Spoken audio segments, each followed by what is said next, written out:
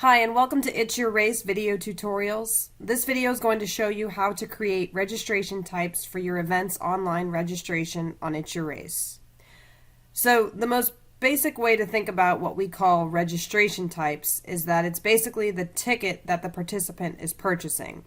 So in my example event right here, I'm going to show you that I have a half marathon and 5K race set up, and I'm going to set up 4 different types of tickets for these 2 races with different price levels for each ticket. So you'll see here that I'm creating this event from scratch and I'm going through the event wizard, but I'll also show you how to create registration types after you've already created the event once we're through with this.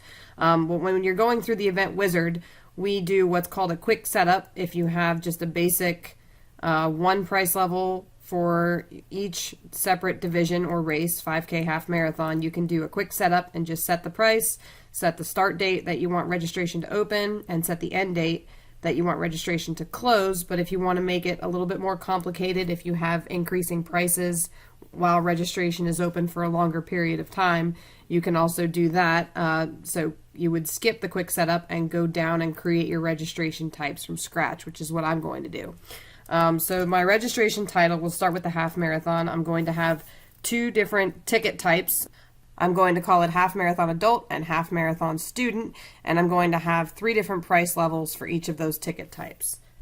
So I'm going to go through and set this up half marathon adult first. The initial price that you'll set up is going to be your first price level. So you'll want to set it at the lowest price, and then you can set the dates that that price is good for. And then after you have it set up, you can add additional price levels and set the dates for those additional price levels as well. So for this price level, I'm going to start taking it immediately today, and I'm going to stop taking it at the end of the month, and I'm going to have it shut off at this price at midnight. And when I set up my next price level, I will have it begin April 30th at midnight. When you select included races, you're basically saying, what division do I want this person to go into once they register for this event? So for my half marathon adult, I obviously want those people to go into the half marathon. You can set a minimum age and a maximum age. Since I'm doing different price levels for adults and children, I'm going to set the minimum age for this one to 18. You can set a maximum number of participants. Your registration list title is going to be what is displayed at the top once people proceed to the second step of registration. So I'm going to name this. Most of the time it's going to be called the same thing as the registration title. Here we have some of the most basic fields that almost all races require for registration. You can choose whether or not to show and require them. So I'm going to say show and require. Text messaging applies to events that are timed with a Jaguar timer. If you want to ask for their cell phone carrier and their cell phone number, you can add those questions automatically by checking these 2 boxes. If your event has waves, we allow you to set up a wave collection. You would have to do that prior to setting this up, but you can check show and required. If you check this box that says allow teams, we are automatically going to put a question in that asks the registrant, would you like to create or join a team? It's important to note that there is no limit to these types of teams. If you want to create teams that have a limit, you have to create a team-only registration type, which we'll discuss in a different video.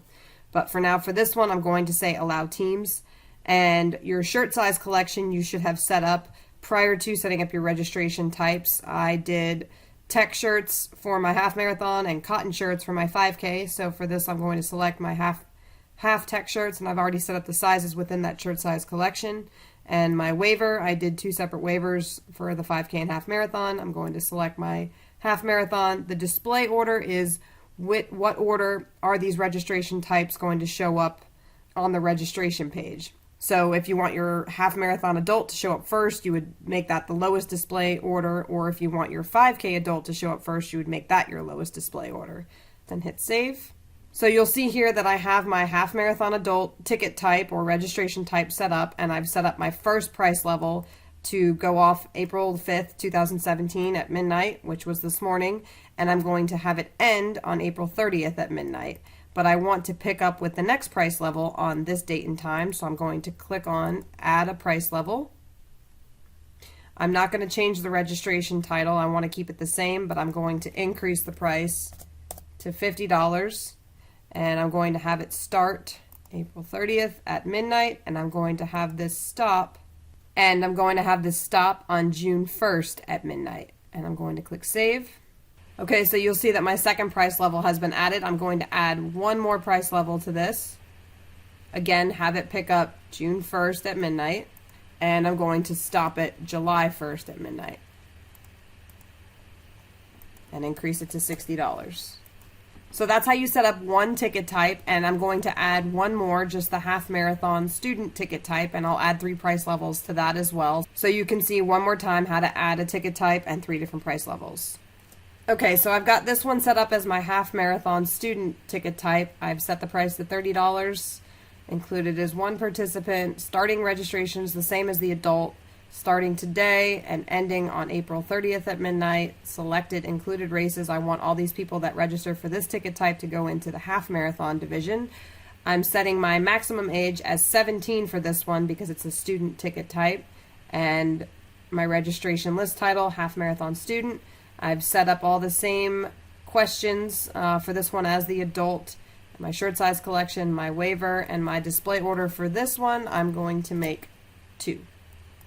Save. And again, I will add a price level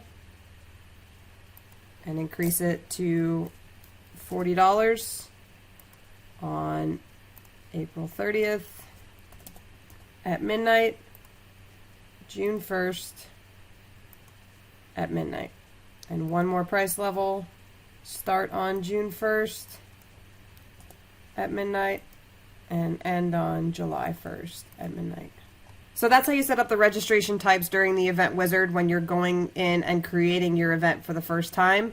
And right now I'm going to skip ahead to the admin dashboard and show you how to access those registration types if you need to add any more after your event's already been created, or you need to go in and edit any of those registration types or change price levels or anything like that.